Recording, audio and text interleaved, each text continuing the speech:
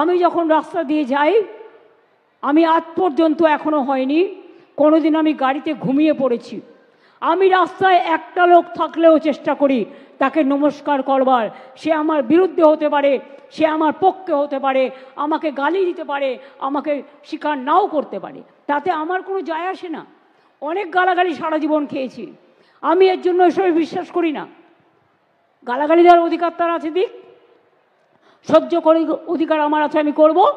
কিন্তু আপনাদের একথা আমি নিশ্চয়ই বলবো, আমি যখন রাস্তা দিয়ে যাই আমি রাস্তাটা দেখি, আমি যখন রাস্তা দিয়ে যাই দোকানটা দেখি, আমি যখন এলাকা দিয়ে যাই কোনো লাইট খারাপ আছে কিনা সেটা দেখি, আমি যখন রাস্তা দিয়ে যাই মানুষের মুখ দেখে বুঝতে পারি কোন মানুষটা দুঃখে আছে আর কোন মানুষটা সুখে আছে।